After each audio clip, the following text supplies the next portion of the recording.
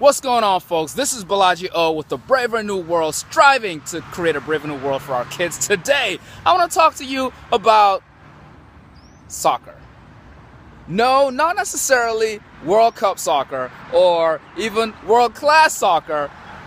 I'm talking about coaching 6-year-olds soccer. Yeah, so I'm coaching my 6-year-old in soccer, and it's been a blast. It's been a phenomenal experience. I think we're probably 3 or 4 games into the season.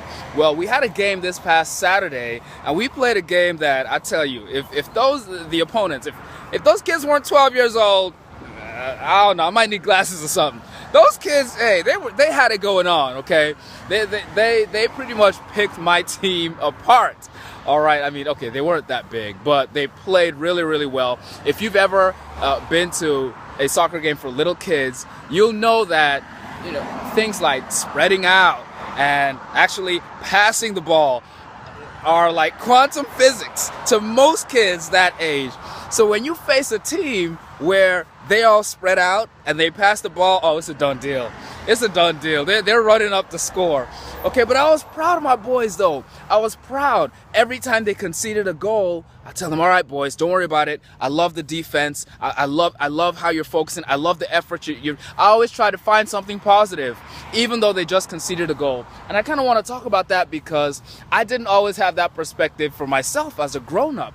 You know, I'd have these big goals set for myself, and very quickly coming out the gates, I might fall on my face and get discouraged. I mean, that's happened in growing my book publishing company. It happened back when I used to work in corporate America. It's happened probably with every worthwhile ordeal that I've pursued. And it probably happens with you. You probably know what I'm talking about. The thing is, when you fall or when you fail 1 time, 2 times, 3 times, or to put it in the 6-year-old language, when they score against you 1 goal, 2 goals, 3 goals, what do you do? What do you do?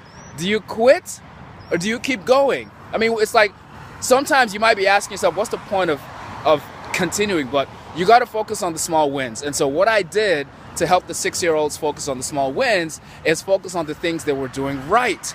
And instead of focusing on winning the game, you know, several of them were asking me, what's the score? How many goals down are we now? I tell them, don't worry about the score. I love how you're playing. I love that effort. Go after, I need this next steal. Get this next steal on the goal kick.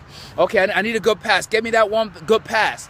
And by focusing on those little things, you know, we actually got a goal or 2. The end score was 6-4.